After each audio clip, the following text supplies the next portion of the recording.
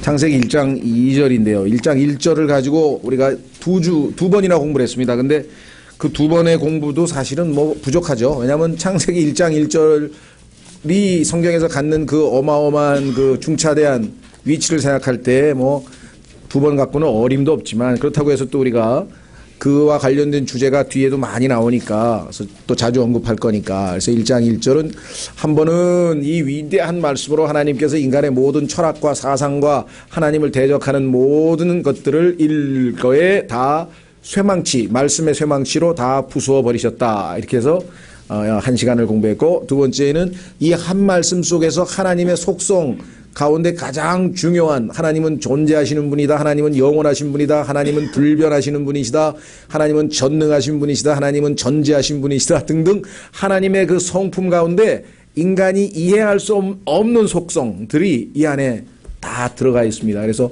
하나님이 어떠하신 분인가도 우리가 조금 맛을 보았죠.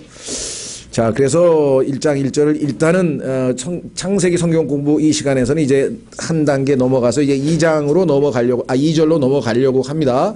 그런데 이제 2절이 이게 상당히 굉장히 또 우리를 힘들게 하는 구절이에요. 그래서 2절도 하려면 뭐 10시간 이상을 해도 모자랄 정도로 내용이 많습니다만은 그 얘기를 다 할 수는, 여러분 잘 아는 간극은 있다라는 책 380페이지가 이 구절 하나 해설한 거잖아요. 그걸 여기서 우리가 다 할 수는 없고 핵심적인 것만 짧게 하고, 우리는 뒤로 여러분들에게는 여러 책자들이 있기 때문에 그런 책자들을 통해서 더 깊이 공부하시고 우리는 그 다음 진도를 나아가려고 합니다. 그래서 간극과 관련된 내용은 일단 창세기에서는 이번에 1시간으로 짧게 말씀을 좀 드리려고 합니다. 지난번에도 말씀드렸듯이 이 간극과 관련지어서는 여러 가지 논쟁이 많아요. 자, 우선 2절을 읽겠습니다. 창세기 1장 2절. 창세기 1장 2절. 1장 1절은 이제 처음에 하나님께서 하늘과 땅을 창조하시니라. 땅은 형태가 없고 비어 있으며 어둠은 깊음의 표면 위에 있고 하나님의 영은 물들의 표면 위에서 움직이시니라. 이거 얼마 안 되는 짧은 것 속에 어마어마한 내용들이 아주 압축이 되어 있는데, 한 가지 안타까운 점은 사실은 창세기 1장 1절과 2절 사이에 접속사 and라고 하는 접속사가 들어가 있습니다.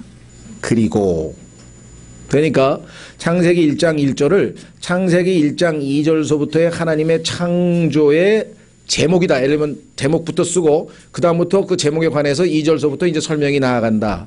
이렇게 주장하는 것은 문법적으로 불가하죠. 왜냐하면 and라고 하는 것은 어떤 한 동작이 있고 난 다음에 그 다음에 이어서 이어지는 동작이다 보니까 창세기 1장 1절은 제목이고 창세기 1장 2절서부터 31절까지 나머지 모든 창조의 기록이 이제 2절서부터 시작이다. 그래서 설명을 하고 있다. 이렇게 가르치는 분들이 있는데, 그것은 1차적으로, 다른 이유도 많이 있어요. 그건 뭐 성립이 안 되는 많은 이유가 있지만은 1차적으로 and라고 하는 접속사로 봤을 때는 어떤 한 사건이 있고 나서 그 다음에 이어서 무슨 사건이 이루어지기 때문에 and가 나온 거라는 사실. 그렇죠. 그래서 이 and가 굉장히 중요한 역할을 하고 하나님께서는 창세기에 무려 100번을 쓰셨는데, 우리 성경에서는 이걸 거의 다 삭제를 했어요. 그게 참 저희로서는 이제 그 번역하신 분의 경우에는 너무 어색하다 이렇게 생각하시고, 예를 들면은 3절에 보세요. 하나님께서 이르시되 빛이 있으라 하심에 빛이 있었고, 이렇게 처리했어요. and를. 뭐 우리 문장에서는 아무 문제 없습니다. 번역에도 아무 문제 없어요.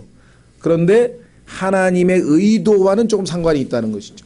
하나님께서는 창세기 1장을 and로 다 끊어놨어요. 그래서 어마어마한 하나님의 창조의 역사를 이 한 장에다가 압축해서 집어넣기 때문에 한 구절 한 구절을 주의 깊게 읽고 쉬고, 그리고 나서 하나님 또 이렇게 하셨고, 그리고 나서, 무슨 말인지 이해가 되시겠죠? 그러니까 의도적으로 하나님께서 한 사건 한 사건에 우리가 집중해서 더 많은 시간을 할애하고 관심을 가지라는 취지로 문법적인, 이걸 수사학이라 그러는데, 수사학에서 사용하는 접속사 반복법이라 그래요. 언어학 용어로는 폴리신데톤이라고 하는데, 이건 의도적으로 이렇게 하신 강조용법이에요. 강조용법. 그런데 우리는 이 어학적인 것과 아울러 하나님의 의도와 관련해서 너무나 and 그리고 그런데 이거 너무 어색하다 이렇게 해서 이제 집어넣으신 것 같아요. 이건 그냥 제가 왜 이 문제를 얘기하냐면 여기에 대해서 굉장히 뭐랄까 우리가 하나님의 의도를 좀 관심 있게 지켜봐서 창세기 1장은 스피디하게 읽어서는 안 된다. 이건 아주 천천히 창세기 1장 딱 읽고 1장 1절 읽고 그리고 그 다음에 또 다른 사건이 있고 그리고 또 사건이 있고 그리고 근데 그 사건 하나마다 어마어마한 일들이 벌어진 것이 온 우주 창조가 이루어졌으니까 그렇죠. 무슨 말이 이해가 되셨죠? 예, 그래서 이 문제는 두고 좀 생각을 해봐야 되는데 시중은 아니고 약간 영어 킹제임 성경 누가 번역한 거에 보니까 그리고를 다 살려놓은 성경이 있더라고요. 그리고 이분은 뭔가를 알고 했나 보다. 잘은 모르겠어요. 그러니까 어쨌거나 이것도 우리가 좀 참조해 두셨으면 좋겠어요. 저는 1장 1절에 이것이 제목이다라고 하는 것은 일단 성립이 안 된다는 것. 그다음에 두 번째는 1장 1절서부터 시작해서 5절까지를 첫째 날이다 해서 나머지 6일 창조 이렇게 얘기하시는 분들이 있어요. 이것이 이제 소위 말하면 기존의 보수주의 진영의 창조론자, 우리 창조과학회라는 데가 있죠. 미국에도 크리에이션 리서치 그 센터라는 게 있고 창조과학을 하는 과학자들 중에 크리스찬들 포함해서 상당수의 사람들이 창세기 1장 1절서부터 5절까지가 첫째 날이다 이렇게 주장을 하시는 분들이 계세요. 근데 문제는 어디에 있느냐. 3절에 하나님께서 이르시되 얘기를 하셨죠. 그 다음에 5절에 첫째 날이더라. 6절에 하나님께서 이르시되 그 다음에 밑으로 쭉 내려가 보십시오. 8절에 둘째 날이더라. 9절에 하나님께서 이르시되 그 다음에 밑으로 쭉 내려가서 13절에 셋째 날이더라. 14절에 하나님께서 이르시되 쭉 내려가서 19절에 넷째 날이더라. 20절에 하나님께서 이르시되 쭉 밑으로 가서 23절에 다섯째 날이더라. 24절에 하나님께서 이르시되 쭉 해서 이제 여섯째 날이더라. 어디가 나옵니까? 여섯째 날은? 다섯째 날이더라. 이렇게 해서 31절에 그 저녁과 아침이 여섯째 날이더라. 그렇죠. 그러면 하나님께서 이르시되 날이더라, 이르시되 날이더라, 이르시되 날이더라, 6번 그랬죠. 근데 창세기 1장 1절은 이르시되 없어요. 그러니까 창세기 1장 3절부터가 첫째 날이라고 하는 것을 성경 자체에서 알 수 있잖아요. 무슨 말이야 되시겠어요? 창세기 1장 3절서부터 오늘날 우리가 알고 있는 이 세상의 시간, 우리가 지금 살고 있는 뭐 1900이 아니지 2016년이지. 제가 왜 이렇게 1900을 좋아하나요? 죄송합니다. 예, 2016년이잖아요. 그러면 그런 식으로 날짜 계산하는 연수의 첫째, 그죠? 제1년 1일, 그죠? 지금은 AD 2000년 얼마인데 BC로 시작하면은 BC 4000 모르겠어요. 4000 어떤 사람은 4년이라고 계산을 했는데 어쇼라고 하는 주교가 그러니까 그걸 맞다고 치시면 BC 4004년 1월 1일이 언제예요? 3절이라는 말이죠. 그러면 1절과 2절은 뭐냐? 이것을 성경에서는 out of time이라 시간의 바깥이라 이렇게 얘기를 해요. 오늘날 우리가 아는 첫째 날과는 상관이 없는 자 욥기 22장으로 가보겠습니다. 욥기 22장. 따라서 창세기 1장 1절서부터 5절까지 전체가 첫째 날이라고 하는 것도 제가 볼 때는 성경적으로 성립이 안 된다. 전체 구조로 볼 때 왜? 항상 하나님께서 이르시되 첫째 날이더라. 이르시되 뭐라고 말씀하시고 둘째 날. 이게 다 체계가 싹 잡혀 있잖아요. 자, 창세기 22장에 보시면은요. 16절. 창세기라 그랬죠. 욥기. 예. 예. 돋보기를 쓰면은요. 글은 잘 보이는데 여러분은 희미하게 보여. 거울을 보듯이. 자, 욥기 22장 16절. 그들은 때가 되기도 전에 끊어졌고 그들의 기초는 홍수로 뒤덮였느니라. 죄송합니다. 욥기 22장은요. 창세기 1장 2절에 첫 번째 홍수에 대한 이야기입니다. 쭉 보면 첫 번째 홍수에 대한 이야기인데 거기에 보면 여기서 때가 되기도 전에 우리말은 이렇게 번역이 됐는데 영어 보세요. out of time. out of time. 시간 바깥이야, 시간 바깥에. 그렇죠? 예. 그래서 저희는 6일 창조를 믿습니다. 문자적으로 24시간짜리. 왜? 성경에 보니까 출애굽기 20장에 하나님께서 6일 동안 천지를 창조하셨다 이렇게 써 있어요. 근데 창조했단 말 안 쓰고 의도적으로 만들었다 그랬어요. 왜? 창세기 1장 1절은 창조지만 1장 3절서부터는 이제 하나님께서 만들어 놓은 것들을 가지고 창조된 재료를 가지고 만드시는 거잖아요. 그렇죠? 그러니까 성경에서 하나님이 원래 아무것도 없던 것을 있게 할 때에는 created, 창조란 말을 쓰고 있는 재료를 가지고 만들 때에는 made란 말을 쓰고 그것을 가지고 구체적으로 형태를 인간을 빚어서 형체를 만들 때는 formed란 말을 써요. 그러니까 하나님이 만들다고 할 때는 이 세 가지 동사를 쓰는데 아무것도 없는 것에서 처음 만들 때는 꼭 창조란 말을 써요. 무슨 말이 이해가 되셨죠? 예. 그러니까 지금 출애굽기 20장에서 6일 동안 하나님께서 하늘과 땅과 그 안에 있는 모든 것들을 만드셨다라고 하는 것은 1장 3절서부터 언급이란 말이죠. 그렇다면은 1장 3절에 첫째 날 24시간, 둘째 날 24시간 그건 알 수 있어요. 왜? 넷째 날에 하늘이 창조됐으니까 셋째 날에 식물이 창조됐는데 만약에 24시간이 아니고 누가 말한 것처럼 1000년이라 그러면 1000년 동안 식물은 어떻게 햇빛도 없는데 광합성을 하고 살아갈 수 있겠느냐 이 말이죠. 상식적으로 봤을 때 우리가 24시간 6일 창조 저희도 믿습니다. 문제는 창세기 1장 1절과 1장 2절은 제외된다는 out of time이라는 사실. 그러면 창세기 1장 1절과 1장 2절은 어떻게 우리가 다루어야 되느냐에서 좀 견해가 다르다는 것이죠. 자, 그래서 우리는 이제 이 문제를 좀 언급하려고 하는데 우리나라에서도 그렇고 미국에서도 그렇고 초반에 이 문제에 대해서는 별로 논쟁이 없었어요. 여기 지금 보시면은 미국의 독립침례교회들도 자동적으로 다 창세기 1장 1절과 1장 2절 사이에 뭔가 큰 간격, 갭이 있다라고 이렇게 믿었어요. 왜냐하면 and라고 하는 접속사가 있고요. 두 번째는 창세기 1장 1절의 창조는 완벽하고 아름답고 너무나 완벽한 창조여서 하나님의 아들들이 아침의 별들이 하나님의 이 창조의 모습을 보고 기뻐서 소리를 질렀다고 욥기 38장에 써 있어요. 무슨 말인지 아시겠죠? 그러면 창세기 1장 1절의 그 완벽한 창조를 보고 기뻐서 소리를 질렀는데 창세기 1장 2절의 내용을 보니까 첫째 형태가 없다, 둘째 비어있다, 셋째 어둠이 있다. 기품 위에 표현 위에. 그런데 이 황폐하고 형태가 없고 비어있고 어둠이 있다는 이 단어는 이 세 단어는 여러분들이 창세기부터 계시록까지 다 찾아보면 항상 하나님께서 심판한 후의 모습이에요. 하나님의 심판이 임하면 항상 이런 일이 발생을 해요. 일관성이 있게. 그렇다면 우리는 성경을 근거로 해서 창세기 1장 2절에 뭔가 하나님의 심판이 있었구나. 그러지 않고서 이렇게 황폐하고 비어있고 어둠이 있는 이런 부정적인 일들이 이런 엄청난 일들이 벌어졌을 리가 있겠는가. 그건 추측이 가능하겠죠. 그래서 확인을 해보니까 사실이더라. 그래서 우리는 이제 창세기 1장 1절과 1장 2절 사이에는 얼마가 되는지를 몰라요. 그것을 뭐 과학자들은 뭐 그걸 45억 년이다.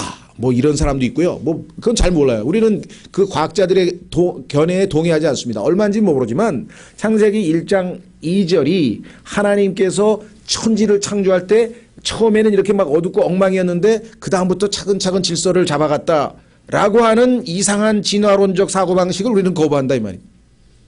무슨 말인지 아시겠어요? 하나님께서 창세기 1장 1절에 완벽한 창조요. 그 창조를 보고 이 땅에 하나님의 천사들이 그냥 기뻐서 소리를 질렀다고 할 정도라고 한다면 그렇죠?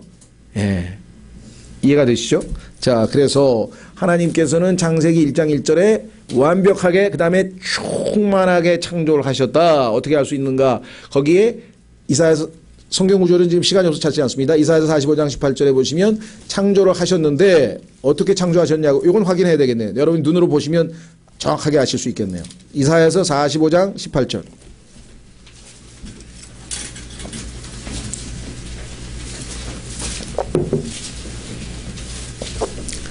제가 시계를 안 차고 왔으면 저 뒤에 시계가 안 보이기 때문에 무한정할 것 같은데 손에 시계가 있네요. 예.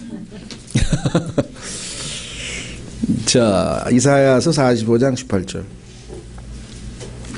하늘들을 창조한 주가 이같이 말하노라. 하나님은 친히 땅을 조성하고 만들며 견고하게 하였으되 자, 그 다음에 땅을 어떻게 했다고요? 헛되이 창조하지 아니하고, 이 헛되이라고 하는 단어와 앞에 나와 있는 우리 창세기 1장 2절에 나와 있는 것처럼 비어있다는 단어하고 의미가 같죠. 텅 비어있다 이게 공허하게. 자, 그 다음에 뭐라고 말씀하셨습니까? 사람이 거주하도록 조성하였느니라 이렇게 되어 있어요. 그런데 이 사람이란 단어는 거의 이태릭체로 써 있죠. 이태릭체로도 안 돼 있나요? 그냥 돼 있나요?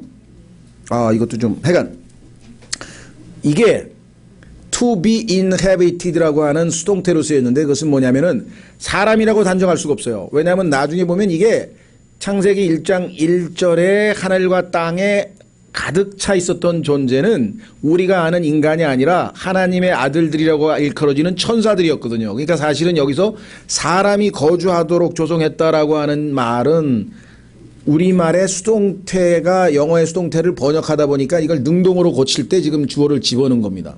사람이란 말이 원래 없어요, 성경에는. 그러니까 사실은 사람이 거주하도록이 아니라 헛되이 창조하지 아니하고 거주토록 조성하였느니라. 그래서 그 거주의 주체는 안 나와 있어요, 사실은. 이런 게 지금 이제 우리가 성경을 전체적으로 잘 모르면 여기서 이런 문제가 생길 수가 있다는 것. 자, 두 번째로 보겠습니다. 그래서 1909년에 스코필드 주석 성경이 나왔을 때 킹제임스 성경 진영의 거의 대부분 사람들은 당연히 성경을 성경으로 비교해서 설명해 보니까 아, 여기에 큰 어떤 기간이 있을 수도 있겠구나. 그래서 전혀 문제 삼지 않았어요. 그런데 나중에 이제 이 간극을 반대하는 사람들이 이제 나와가지고 오늘날 소위 말하면 창세기 1장 1절서부터 5절까지를 첫째 날 전체로 해서 그냥 믿는 사람과 1장 3절서부터 첫째 날이고 1장 1절과 2절은 우리가 알고 있는 지금 이 시대와는 다른 시대다라고 믿는 두 그룹으로 갈라지게 됩니다. 근데 우리나라에도 이제 킹제임스 성경이 처음에 나왔죠. 그러니까 그 전까지는 우리나라에서는 이 문제가 논쟁이 된 적이 한 번도 없어요. 1994년까지는. 왜냐하면 미국에서 나온 스코필드 주석 성경을 우리나라 사람 중에서 그 관주 성경, 소위 말하면 그거를 읽는 사람이 거의 없었어요. 뭐 톰슨이라든가 뭐 다른 걸 봤지. 그래서 이 문제에 대해서 좀 깊이 있게 아는 사람이라고는 실제적으로 별로 없었는데 킹제임스 성경을 받아들이고 그래서 이런 교리들을 이제 가르치기 시작을 했을 때 한 분이 두 분이지만 하여간 그 중에서 한 분이 성경을 번역하신 분이 적극적으로 나서서 클래런스 라킨이라고 하는 분의 책을 냈습니다. 그 책이 영어로는 Rightly Dividing the Word of Truth란 말이고 우리말로는 다시 보는 성경이라는 제목으로 성경을 내셨어요. 그 책을 냈어요. 그리고 거기에 앞부분에 이 지금 제가 설명하는 이 간극 이론이 설명이 들어가 있어요. 쭉 왜 이것이 1장 1절과 2절 사이에는 간극이 있는지를 이렇게 설명을 한 3페이지에나 해놨어요. 그런데 우리나라 사람들은 그 처음 보는 거니까 당황하겠죠. 예. 그래서 거기다가 주를 달았습니다. 이렇게 주. 이것은 간극 이론인데 이것은 서양 특히 이제 미국, 영국을 포함해서 이렇게 알려진 건전한 이론입니다. 하고 이제 나름대로 주를 달았거든요. 근데 문제는 그 당사자가 그렇게 주를 다신 당사자가 언제인지 모르겠는데 갑자기 생각이 바뀌어 버리셨나 봐요. 그래가지고 지금 창세기 1장 1절서부터 5절까지 전체를 첫째 날로 보는 6일 창조설로 생각이 바뀌셨어요. 그런데 나머지 라킨의 다른 책 내용들은 너무나 좋아. 그래서 밑에다가 주를 달았어요. 저는 지금은 이 간극 이론에 대해서는 찬성을 하지 않습니다. 뭐 이런 식으로 이제 주를 달았어요. 이제 그 이후에 일어난 일에 대해서는 제가 얘기하면 뭐 이제 자꾸 개인 비방이 돼서 이제 덮어버리고요. 하여간 그래서 그때부터 이제 이 안에 논쟁이 생긴 거예요. 그러니까 그 전까지는 아예 간극이라는 것을 아무도 몰랐다가 간극이라는 것을 처음으로 킹제임스 성경 진영에서 미국에서 이제 배우게 돼서 아, 이런 게 있었구나. 성경이 굉장히 깊이가 있네 하고 받아들인 사람은 받아들이고 이건 뭐 아직 모르겠는데 뭐 이런 게 다 있어 하고 안 받아들인 사람은 안 받아들이고 이렇게 나뉘어져 있어요. 그리고 서로가 당신은 받아들였고 형제는 안 받아들였고 그럼 우리 서로 이 문제 가지고 싸우지 말자. 미국에서도 보니까 건전한 킹제임스 성경을 믿는 그룹 중에서 믿는 사람, 안 받아들인 사람이 따로 나눠져 있는데 서로 용납하고 이 문제를 가지고 물론 거기서도 막 치고받고 막 거칠게 하는 그리스도인답지 않은 사람들이 많이 있지만 대부분은 이 문제 가지고 서로를 존중하고 교제하면서 문제를 안 삼는다 이 말이죠. 근데 이제 우리의 경우에는 아무도 문제를 안 삼았어요. 그런데 이분이 생각이 본인이 처음에는 찬성을 했다가 본인이 이제 뒤바뀌었어. 그러고 나더니 갑자기 이 이론이 이단교리라 그러면서 공격을 하기 시작하시는 거예요. 그럼 당혹스럽잖아요. 이제껏 나는 생각이 바뀌었다. 나는 이제부터는 이게 잘못됐다고 생각한다. 여기까지만 하면 우리도 이해를 해요. 이분이 생각이 바뀔 수도 있으니까. 그런데 왜 갑자기 이 악한 이단교리를 믿으면 안 된다고 막 공격을 하기 시작하니까 이 안이 그냥 분열이 일어나기 시작하는 거예요. 그렇죠? 아니 진작부터 받아들인 사람 안 받아들이는 사람이 있었어. 그리고 본인은 받아들이는 사람 쪽에 있었어. 그러다가 안 받아들이는 사람 쪽으로 갔어. 그럼 나머지 사람들은 아무렇지도 않아. 왜 형제님 생각이 바뀌셨습니까? 근데 이분은 갑자기 이거를 받아들이는 사람들을 향해서 포문을 열더니 공격을 하기 시작을 해. 그래서 그 일어탁수라고요. 한 사람 때문에 이 진영이 아주 쑥대밭이 되어버렸습니다. 이 문제로 인해서. 여러분들 한 사람의 행동이 얼마나 무서운지 아시겠죠? 저는 그분이 그걸 받아들이고 안 받아들이고 중요한 게 아니라 왜 갑자기 그런 행동을 해서 이 문제를 일으켜가지고 이 문제로 인해서요 지금 뭐 예를 들면 킹제임스 성경을 믿는 사람들이 어느 지역에 모였습니다. 그래서 한 20명이 모여서 성경 공부를 해요. 그리고 거기서 이제 교회가 세워졌어요. 근데 보니까 그 안에는 간극을 받아들인 사람 안 받아들인 사람 섞여 있어요. 아무렇지도 않았어요. 그런데 갑자기 거기 있는 중에 뭐 무슨 사역자 될 사람이 그 안 받아들인 그분에게 성경을 배우고 뭐 거기 신학원을 졸업하고 그러더니 갑자기 간극 믿는 사람 다 나가라고 교회에서 다 내쫓아버렸어요. 그럼 이런 짓이 지금 계속 일어나고 있어요. 그래서 가능하면 논쟁을 안 하려고 저희는 창세기 가리킬 때 한 번, 베드로후서 가리킬 때 한 번, 이사야서 가리킬 때 한 번. 하여간 그 테마가 나올 때마다 얘기를 했고 이게 깊은 주제이기 때문에 자주 다루는 주제가 아니잖아요. 우유하고 빵은 매일 먹지만 우리가 뭐 그 티본 스테이크를 매일 썰지는 않잖아요. 그냥 그거는 정말 그런 건데 하도 자꾸만 문제를 일으키니까 할 수 없이 거기에 대해서 우리도 하나님 앞에 건전하게 우리는 무슨 근거로 이것을 믿는지를 알려주기 위해서 저희가 이제 우리 참 김용묵 형제님이 아주 애써서 창세기 1장서부터 1장에서 3절까지의 해설하는 책, 그 다음에 간극 여기 나와 있는 뭡니까 간극에 관해서 어떤 아니냐에 대한 연구, 그 다음에 두홍수, 그 다음에 정말 켄트 호빈드라고 하는 그 미국의 이 창조 과학자의 견해에 대해서 우리가 성경적으로 이렇게 반박합니다. 우리는 그 사람의 견해가 이렇게 잘못됐다고 생각합니다. 그런 책하고요. 그다음에 마지막으로 이제 더 이상 논쟁의 여지가 없게끔 이 책 하나면 충분히 납득할 수 있다 해서 최종적으로 지금 간극은 있다라는 책까지 지금 5권을 저희가 내게 된 거는 논쟁을 피하고 사람들에게 이거를 읽고 받아들일 분들은 받아들이고 아닌 분들은 어떻게 하겠어요 우리가. 뭐 구원도 안 받아들이는 사람도 있는데. 그래서 이 문제의 논쟁의 종지부를 찍자 이런 취지에서 그리스도 안에서 이 문제를 가지고 그렇게 이 분열을 하고 이런 것은 옳지 않다라고 생각을 해서 저희가 이제 그렇게 했다는 것을 좀 말씀을 드리고요. 그 다음에 이제 한 가지 또 안타까운 것은 저희가 낸 책 중에 그 켄트 호빈드라고 하는 미국의 그 과학자 한 분이 계세요. 근데 그분이 계속 이제 그 6일 창조를 주장하면서 이쪽 우리 간극 이론에 대해서 자꾸 비판하는 글을 써요. 그래서 그거를 반박하기 위해서 이제 책자가 하나 나와 있고 저희가 그 책을 이제 냈는데 이 지금 저희 쪽 이쪽 간극 이론을 막 뭐 이단이다 뭐 무슨 막 뭐 하면서 소설이다 뭐 하면서 막 비방하는 그 분이 이 켄트 호빈드라는 분을 적극 추천해서 막 그 저기 인터넷에도 올려놓고 막 강력 추천한다고 막 추천 사이트에 올려놨는데 사실 이 켄트 호빈드라는 분은 탈세 혐의로 10년 형을 받은 사람입니다. 감옥에 가 있었어요.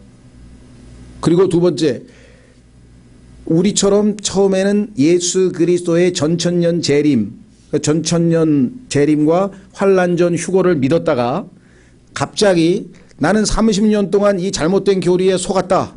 환난은 없고 휴거는 없다라고 고백한 사람이에요. 근데 이분은 상관없이 그런 사람들을 막 추천하는 거예요. 그러면 싸잡아서 우리 킹제임스 성경 진영도 다 그렇게 믿는 것처럼 지금 호도돼 버리고, 왜? 그걸 자꾸 추천하니까. 그래서 지금 너무나 많은 무리를 일으키고 있습니다. 근데 저희는 조심스러워서 어떻게 얘기를 못 하겠어요. 그냥 하나님께 맡기고 그냥 우리는 우리가 옳다고 생각하는 바를 믿어야지 여기서 이전 투구를 할 수도 없는 거고. 그렇죠? 답답하신 분들이 많이 계실 거예요. 지금 그래서 제가 하나님께서 우리에게 지혜를 주셔서 5권의 책을 냈습니다. 이 책을 읽으면 충분히 답이 되실 겁니다. 그래서 여기까지만 제가 이 한국의 킹제임스 성경 진영에서 벌어지는 이 문제의 논쟁에 대해서는 마무리를 짓고요.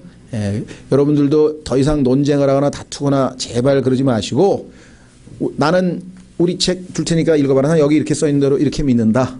이렇게 얘기하시고, 형제가 안 믿으면 내가 형제 견해는 존중하겠다. 그리고 더 이상 논쟁을 안 하시는 게 좋겠다. 이렇게 꼭 당부를 드립니다. 자, 그래서 이 데이빗 리건이라는 분도 꼭 그 얘기를 썼어요. 이거 가지고 제발 논쟁하지 않았으면 좋겠다.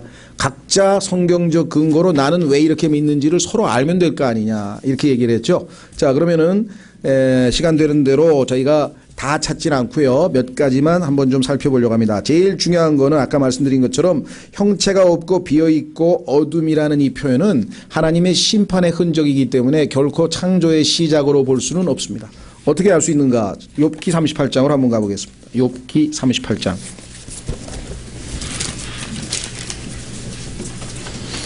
하나님께서 창조하신 그 천지 창조가 얼마나 아름다웠는지요. 욥기 38장에 가면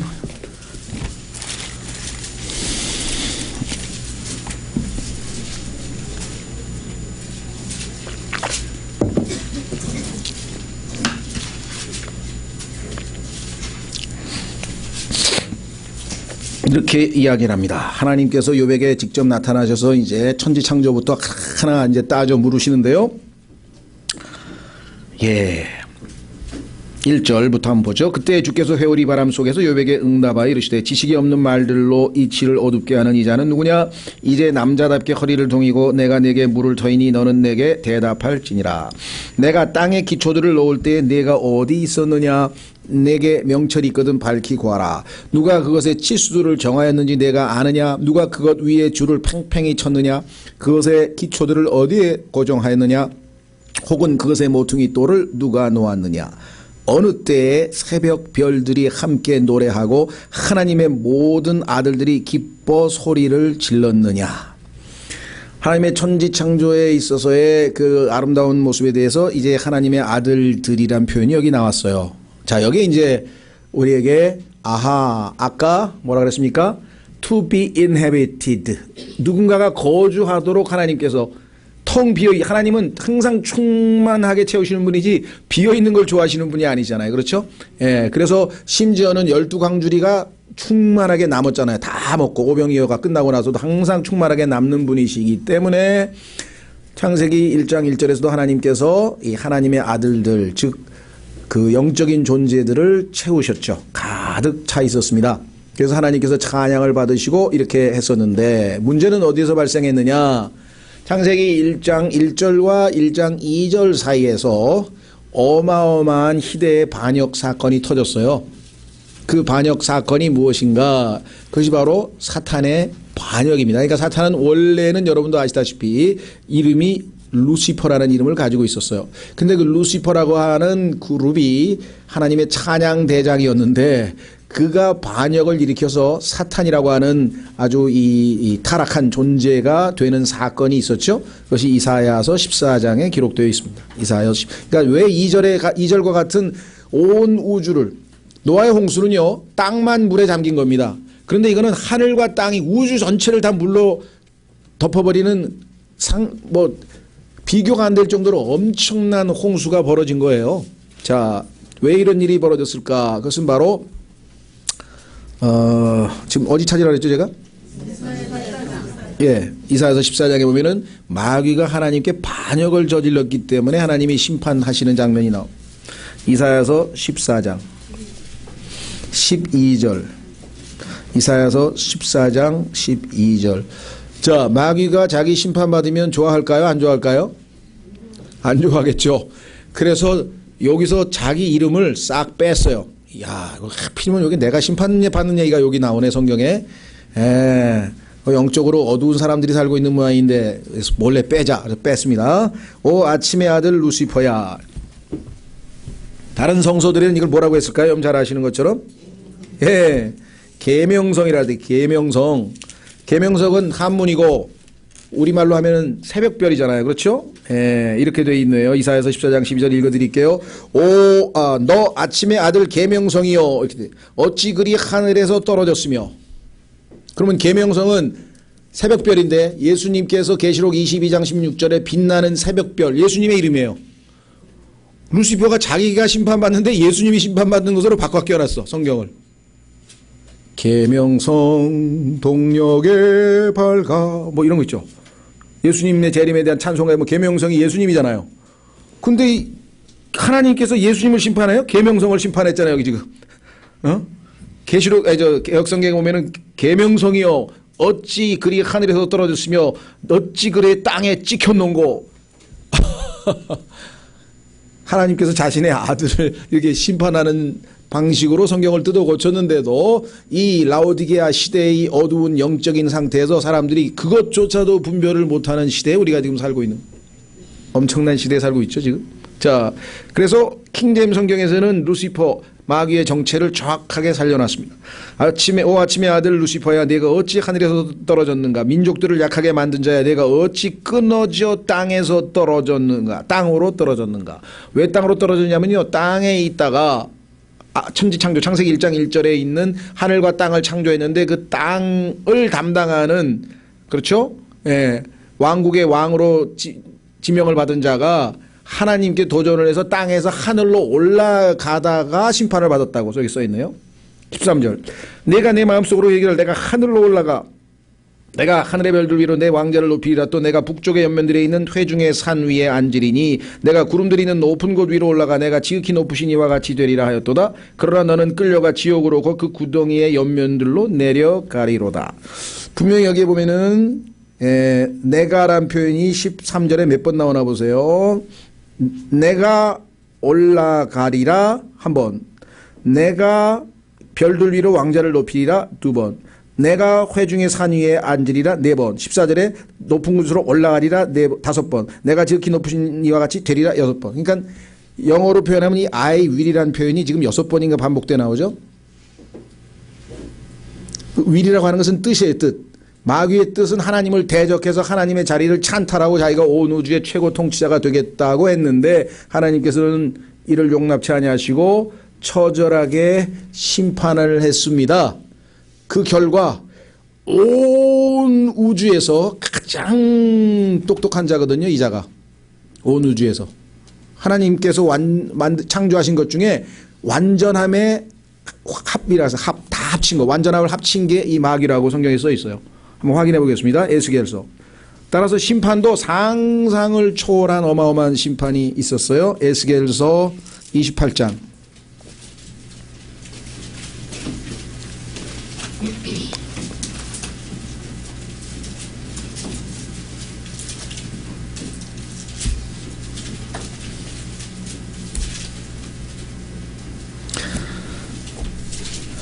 28장 1절. 주의 말씀이 다시 내게 임하니라 이르시되 사람의 아들아 두로의 통치자에게 이르기를 주 하나님이 이같이 말하노라. 내 마음이 높아졌으므로 내가 말하기를, 아까 높아졌죠 마귀가, 나는 하나님이니라. 내가 하나님의 자리 곧 바다들의 한가운데 앉아있다 하였도다. 내가 내 마음을 하나님의 마음같이 정할지라. 너는 사람이요 하나님이 아니니라. 여기서 지금 사람이란 말은요, 우리가 생각할 때 마귀는요 성경에 보면은 뒤에 천사가 사람의 모습으로 나타나기 때문에 계시록에서 천사 곧 사람이라 이렇게 나옵니다. 마귀는 빛의 천사로서 성경에 등장하죠. 자, 이거는 뭐 나중에 기회가 있으면 공부하고요. 중요한 건 어디에 있느냐, 밑으로 내려가 보십시오. 어떤 존재인가.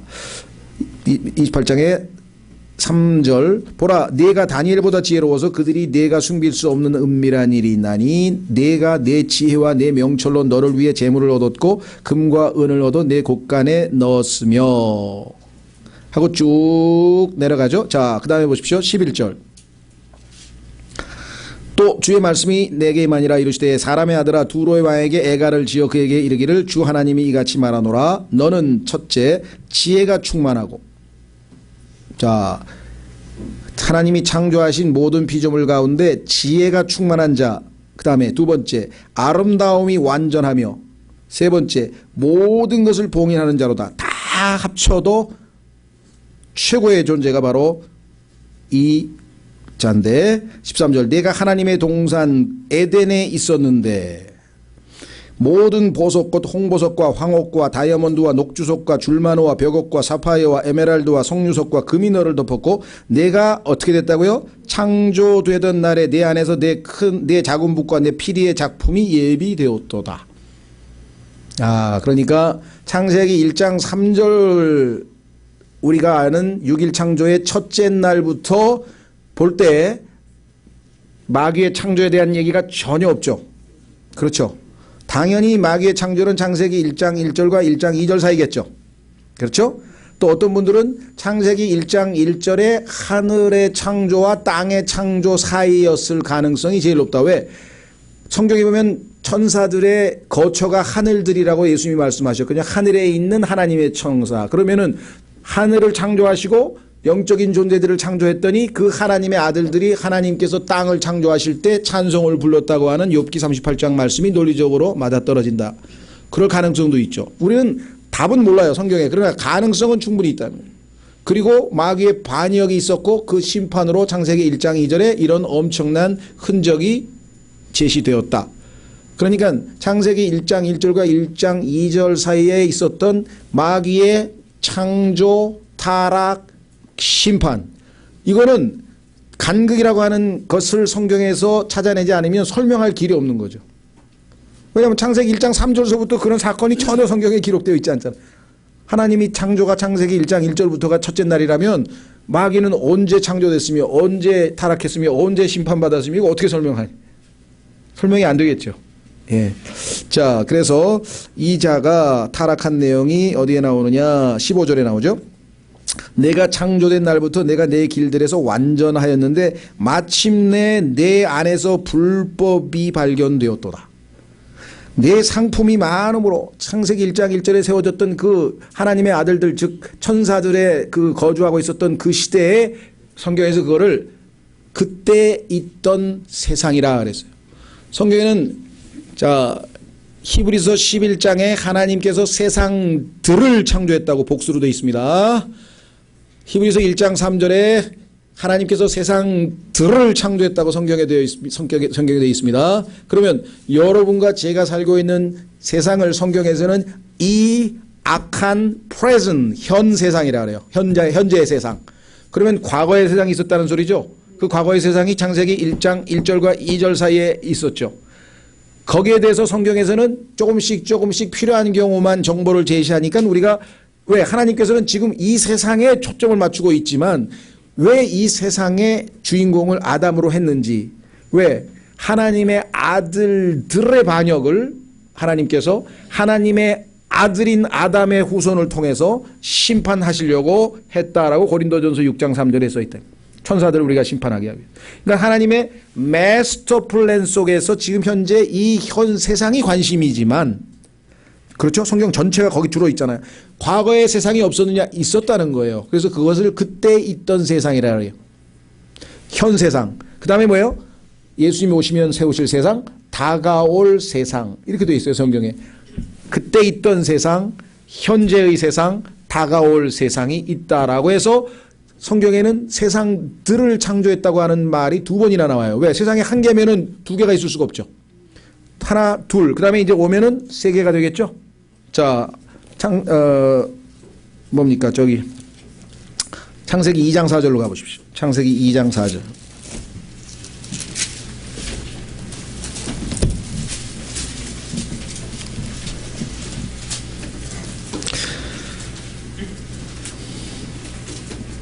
창세기 2장 4절 5절은요.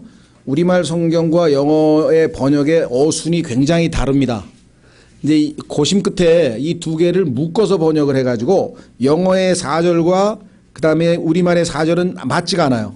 영어의 5절과 우리말 5절이 맞지가 않아요. 다만 두 개가 4절, 5절을 합쳐서 한 문장으로 만들어 버렸어요. 자, 그래서 영어에 보면은 첫 번째 문장이 These are the generations of the heaven and of the earth. 그러니까 하늘들과 땅의 세대들이라 이렇게 되어 있죠. 하늘들과 땅의 세대들이라. 근데 그 표현이 우리 말에는 5절 끝부분으로 갔어요.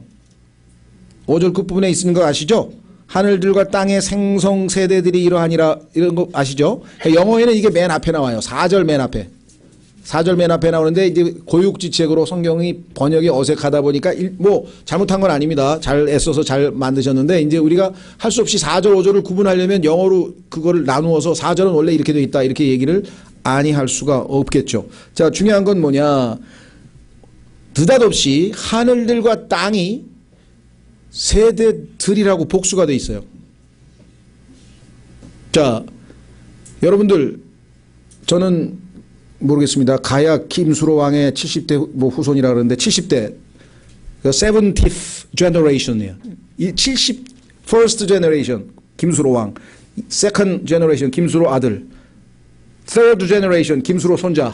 그러면 그때로 해서 70대가 이제 저희 이렇게 족보에 보면 나오잖아요. 여러분들도 아마 다 나오겠죠. 자, 그러면 성경에 보면 이제 아담이 1세 아니에요. 그렇죠? 예, 그 다음에 가인과 아벨이 있었는데 아벨이 죽었기 때문에 셋이 이제 등장하죠. 그래서 2대, 3대, 4대에서 쭉 해가지고 내려가잖아요. 그런데 성경에 보니까 하나님께서는 하늘들과 땅도 하나님께서 만든 세대가 있다는 거죠. 그래서 창세기 1장 1절에 하늘과 땅을 창조하셨죠. The first generation. 1세대야.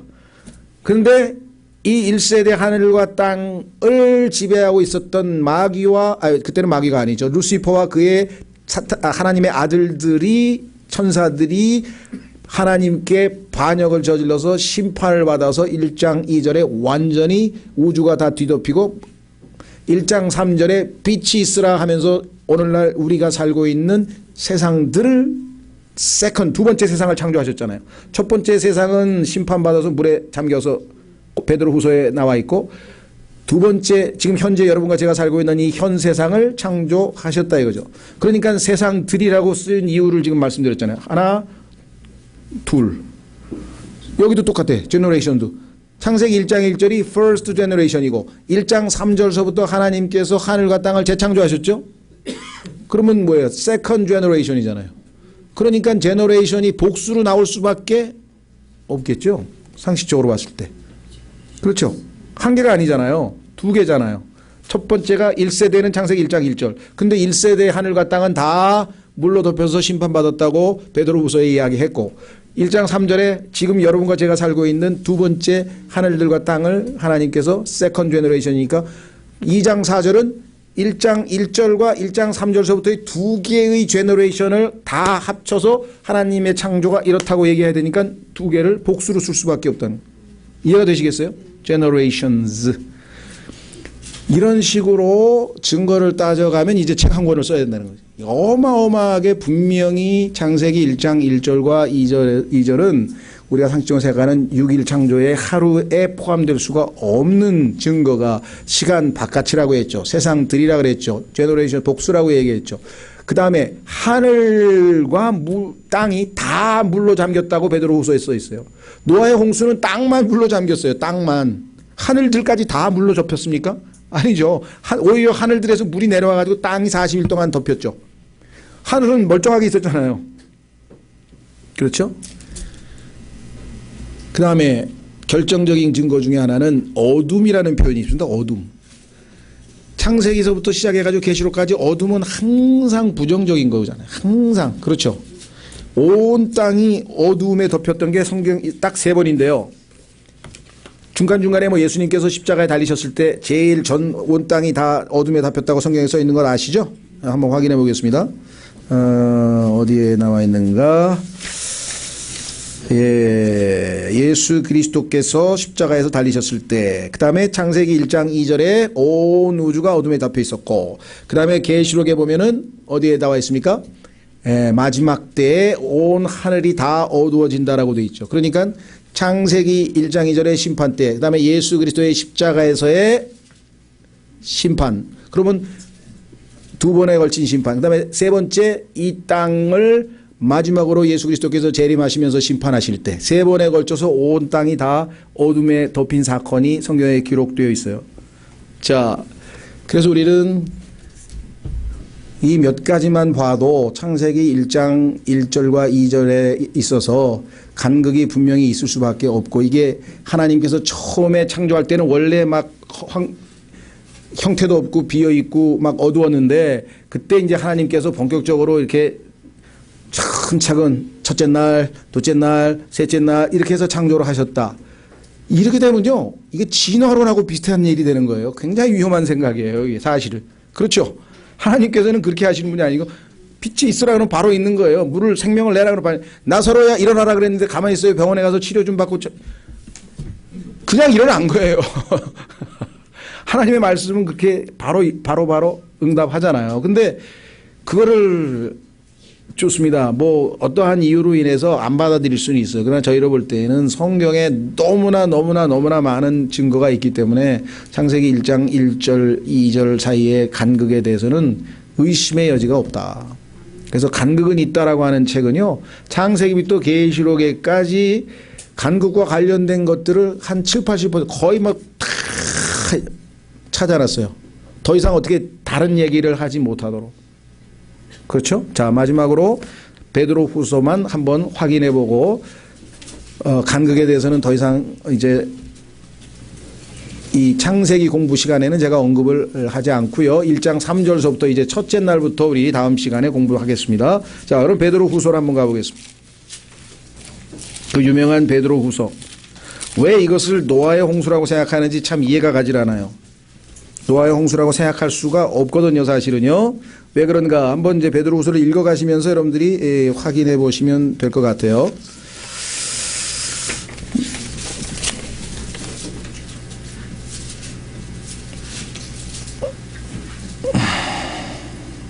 찾으셨습니까?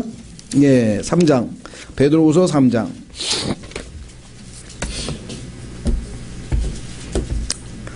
마지막에 대한 언급을 합니다. 자, 3장 1절부터 사랑하는 자들아, 내가 이제 둘째 서신, 베드로 전서를 썼으니까 이제 둘째 서신이죠. 둘째 서신을 너희에게 쓰노니 내가 이 두 서신 안에서 기억을 통해 너희의 순수한 생각을 일깨우고자 함은 너희가 전에 거룩한 대언자들이 전한 말씀들과 주 곧 구원자의 사도인 우리에게서 받은 명령을 명심하게 하려 함이라. 너희가 지금부터 내가 종말에 대해서 얘기하는데 정신 차려서 명심해라. 굉장히 중요하니까 명심해라. 이렇게 얘기를 했죠, 지금. 자, 3절. 먼저 이것을 알라.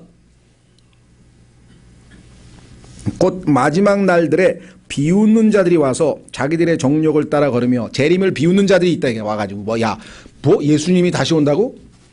야, 창세기 1장 1절부터 이 세상에서 한 번도 그런 일은 없어. 그런 거 없어. 안 믿는 거예요. 보세요, 뭐라고 하나? 그분께서 오신다는 약속이 어디 있느냐? 조상들이 잠든 이래로 모든 것이, 자, 이 세상에 있는 모든 것이, 자, 그 다음에 뭐라고 그랬어요? 문맥을 보세요. 창조의 시작 이후부터. 그러면 이걸 문맥이 뭡니까? In the beginning of the creation. 창세기 1장 1절 아닙니까? 문맥이 창조의 시작부터, 창세기 1장 1절하고 똑같이 써있잖아요. In the beginning.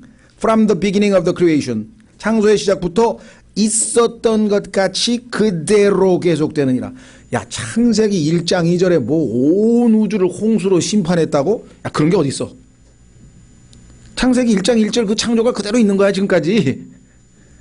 그런 건 없대. 근데 성경은 뭐라고 말씀하시나 보세요. 그들은 이 사실, 즉 하나님의 말씀으로 말미암아 하늘들이 옛적부터 있었고 또 땅이 물에서 나와. 자, 땅 전체가 다 덮여 있었다가 물에서 나와서 하나님께서 물을 갈랐죠. 그래서 우주 위에 물을 두고 그 다음에 땅을 덮고 있는 물은 다 끌어모아서 바다로 만들었죠. 자, 그래서 물이 땅에서 나와 물 가운데 서 있는 것을 일부러 알려하지 아니하느니라. 그러니까 창세기 1장 2절에 하나님의 심판이 있다는 사실을 거부하는 사람들이 있어. 그 사람들은 알면서도 일부러 거부한다. 왜? 6절. 그것으로 말미암아, 그 홍수로 말미암아 그때 있던 세상은, 그러면 현 세상과 다른 그때 있던 세상이 있었구나. 창세기 1장 1절에. 그때 있던 세상. 이제 아시겠죠? 그래서 세상 하나 있고 그 다음에 현 세상, 그러니까 세상이 둘이야. 세상이 둘이잖아요. 그래서 세상들을 창조했다고 복수로 항상 하나님이 말씀하신다는 거. 그러면 그때 있던 세상, 즉 지금 현재 우리가 살고 있는 이 현 세상 말고 그때 있던 세상은 창세기 1장 1절의 세상은 어떻게 됐어요? 물의 넘침으로 멸망하였으되. 그러면 이 홍수가 노아의 홍수입니까? 창세기 1장 2절의 홍수입니까? 7절 지금 있는 하늘들과 땅은, 지금 있는 하고 그때 있던 하고 대조고를 아시겠어요? 하나는 과거고 하나는 현재. 지금 있는 하늘들과 땅, 여러분들 제가 살고 있는 이 하늘들과 땅은 주께서 같은 말씀으로 보관하여 간직하사 경건치 아니한 자들의 심판과 멸망의 날에 불사르기 위해 예비해 두셨느니라. 그러니까 처음에 창세기 1장 1절의 하늘과 땅은 마귀의 반역으로 하나님께서 물로 다 심판하셨고, 지금 여러분과 제가 살고 있는 이 현 세상은 마지막 마귀의 아마겟돈에서의 마지막 반역에 대해서 하나님께서 심판하시고 천년왕국이 끝나면 불로 다, 하늘과 땅 다입니다. 땅만 아니고 하늘과 땅 다 불태워요. 그러면 당연히 창세기 1장 2절에 그때 있던 세상, 지금 있는 세상, 하늘과 땅, 다가올 세상, 이해가 되시죠? 이거는 불로 심판, 이거는 물로 심판. 내려갑니다. 8절 그러나 사랑하는 자들아 주께는 하루가 천년 같고 천년이 하루 같다는 이 한 가지 사실에 대하여 무지한 자가 되지 말라. 주께서는 자신의 약속에 대해 어떤 사람들이 더디다고 생각하는 것 같이 더디지 아니하시며 오직 우리를 향하여 오래 참으사 아무도 멸망하지 아니하고 모두 회개에 이르기를 원하시느니. 주께서 오시고 싶지만 아직 회개치 아니한 사람들에게 기회를 주기 위해서 지금 오래 참고 계신다. 10절 그러나 그게 무한정 하나님이 오래 참느냐 아니죠. 오래 참지만 때가 차면 오시죠. 그러나 주의 날이 밤에 도둑같이 오리니 그날에는 하늘들이 큰 소리와 함께 사라지고. 노아의 홍수 때는 하늘들 사라지지 않았습니다. 창세기 1장 2절에서는 하늘들과 땅이 다 심판받았습니다. 원소들이 뜨거운 열에 녹으며 땅과 그 안에 있는 일들도 불태워지리라. 그래서 새하늘과 새 땅을 이제 만드시죠. 그런즉 이 모든 것이 해체될진대 너희가 어떤 사람이 되어야 마땅하겠느냐. 모든 거룩한 행실 속에서 하나님을 따르는 가운데 하나님의 날이 오는 것을 기다리고 서두르라. 그날에 하늘들이 불이 붙어 해체되고 원소들도 뜨거운 열에 녹으려니와. 그럼에도 불구하고 우리는 그분의 약속에 따라 의가 거하는 뭘 기다립니까? 새하늘과 새 땅. 그러면 처음에 있던, 그때 있던 하늘과 땅, 지금 있는 하늘과 땅, 우리는 새하늘과 새 땅을 기다리고 있고 3중 세트로 딱 되어 있죠. 그 이 앞에 부분을 잘 모르면 이 전체 하나님의 마스터 플랜 자체 한쪽 축이 흔들흔들 거리잖아요, 지금. 자, 그래서 나중에 이제 기품에 대해서도 굉장히 성경 구조를 많이 찾아야 되는데, 관심 있는 분들은 꼭 갭은 있다는 책을 보면은 성경에서 창세기 1장 2절에 나오는 기품에 대해서 성경에서 무엇라고 가르치고 있는지. 지금요, 하나님께서 온 우주를 덮고 있는 물을 가운데를 쫙 나눴죠.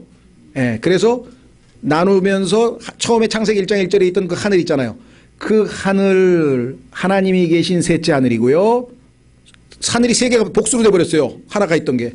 그 다음에 어마어마한 물들이 있는데 그 표면이 얼어있기 때문에 유리바다라고 계시록 15장에 나오죠. 유리바다. 거기 하나님의 셋째 하늘에 왕자가 있잖아요. 거기 무지개도 있고 그룹들이 거기서 엎드려서 계시록 4장에 보면 거룩하시도다 거룩하시도다 거룩하시도다 그렇게 계속 경배하고 있는 장면이 계시록 4장 5장에 나오죠.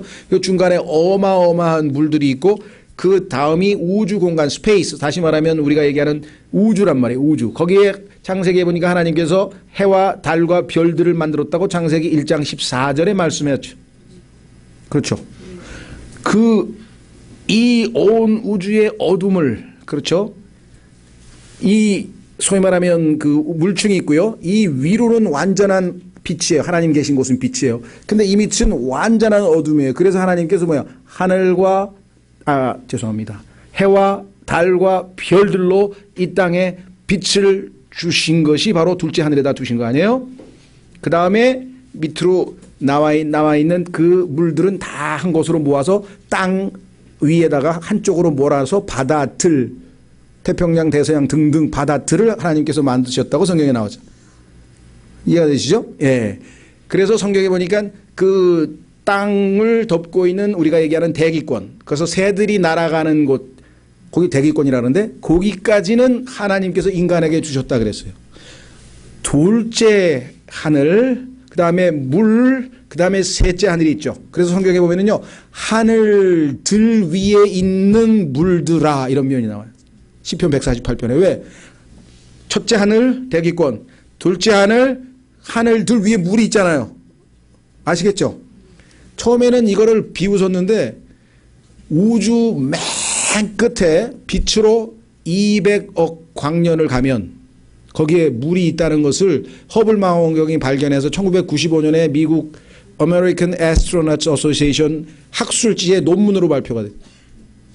물이 있다는 거 이제 과학자들도 알아요. 온 우주를 물이 덮고 있다는 거를. 우리는 창세기 1장 6절에서 알았어. 과학은 항상 뒤처집니다. 그렇죠? 예. 네.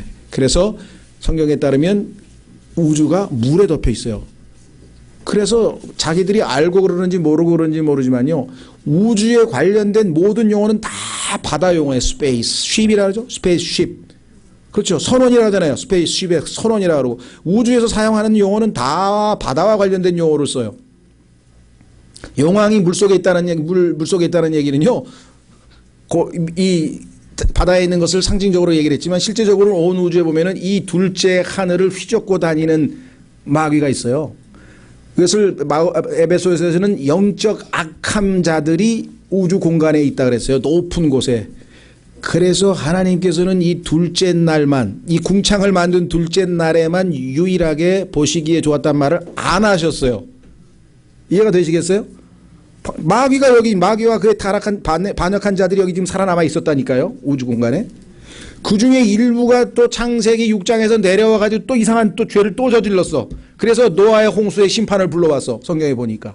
그리고 그들을 베드로후서와 유다서에 보니까 지금 지하의 타타수라고 하는 곳에 가둬놓고 지금 감옥에다 가둬놨다고 성경에 써 있어요. 그들의 지위를 버리고 내려간. 그렇죠. 그러니까 우리가 하나님의 계획을 성경이 가르쳐주는 범위 내에서만 차근차근 공부만 해도요, 막힐 게 하나도 없어요. 다 설명이 가능합니다. 물론 더 내려가면 우리가 모르는 게 나오죠, 당연히. 그러나 지금 얘기한 것은 성경을 근거로 해서 확인해서 다 찾아본 결과잖아요. 그래서 우리는 혹시라도 창세기 1장 1절과 2절 사이에 갭에 대해서 안 받아들이거나 이런 분들하고 논쟁하지 마시고, 저는 이런 근거로 믿으니까 이 책 하나 얇은 거니까 해서 그냥 한 권 아무거나 셋 중에 아무거나 하나 드리고 참조하시면 좋겠습니다. 우리는 이런 근거로 믿습니다. 이렇게 해서 논쟁은 좀 피하셨으면 좋겠다 말씀을 좀 드립니다. 다음 시간에는 이제 이런 논쟁에서 벗어나서 조금 더 유쾌하게 하나님의 위대한 창조의 것을 우리가 하나하나 공부해가면서 더 복된 기쁜 공부가 됐으면 좋겠습니다. 잠깐만요. 제가 죄송합니다. 참조로 여러분들에게 좀 도움이 될 것 같아서, 지금 현재 오해하고 있는 것 중에는요, 많은 분들이 피터 라크만이라고 하는 그런 좀 극단적인 분이 나서서 이 간극 이론을 퍼뜨렸다, 뭐 이런 식으로 지금 막 오해를 하고 있는데 전혀 아닙니다. 아까도 말씀드렸지만 이미 1800년대 펜버라고 하는 학자가 이 얘기를 했고, 그 다음에 스코필드 주석 성경이라고 하는 미국에서 가장 건전한 주석 성경에서 이것이 보편화돼서 다 거의 다 받아들였었고, 그 다음에 우리가 잘 아는 그 세계적인 복음 전도자인 워치만 리도 당연히 이거를에 대해서 지금 제가 설명한 대로 다 설명을 했고, 그 다음에 제임스 낙스 형제 다 설명했고, 그 다음에 존 필립스라고 해서 현재 가장 건전한 형제회 출신의 성경 주석가도 여기에 대해서 받아들였고, 그 다음에 아까 그분이 그렇게 존경해가지고 막 인터뷰도 그분의 그 동영상도 막 올려놓고 막 홈페이지에다 했는데, 거기에 보면 세뮤엘 깁도 당연히 갭이 있다는 것을 받아들이고, 본인이 존경한다는 분 다 받아들여요. 심지어는요, 이 개신교에서 가장 건전한 분 중에 하나로 알려진 아더 핑크라고 하는 분도요, 여기 이렇게 썼어요. 한번 제가 읽어드릴게요. 나는 읽으면서 성경을 정직하게 보는 사람은 다 받아들이는구나. 보세요. 2절, 땅이 혼돈하고 공허하고 흑암이 그 표면에 있었고, 이제 이거를 주석을 하면서 어떤 두려운 사건이 일어났음에 틀림없다. 죄가 하나님에 대항하여 감히 자기의 가증한 머리를 들었으며 그와 함께 죽음과 그에 수반되는 모든 악들이 들어왔다. 이로 인해 창조주의 아름다운 작품은 망가졌다. 그러니까 결국은 지금 창세기 1장 2절이 하나님의 심판이라고 하는 것을 쭉 그래가지고 유명한 학자들이 이 문제에 대해서 다 동의하고 있다고 쫙. 그런데 마치 아주 극단적 그러면서 방화동 사람의 추정자들만 믿는다 이렇게 얘기를 하는 거예요. 그건 전혀 사실이 아닙니다. 본인이 그분 책을 3권 4권 번역했어요. 세뮤엘 깁 당연히 믿어요. 제임스 낙스, 피터 라크만, 워츠만 니, 펜버, 존 필립스, 라킨 제가 아는 최고의 성경고사들은 다 왜? 깊이 있게 성경을 보면 이걸 모를 사람이 누가 있냐. 너무나 상식적인데도 답답하지만 제가 여러분들에게 결코 우리만 믿는 게 아니라는 걸 쟁쟁한 앞선 선배들이 다 믿고 믿었다는 것을 여러분들에게 알려드리니까 논쟁은 꼭 하지 마시기 바랍니다. 다 같이 일어나셔서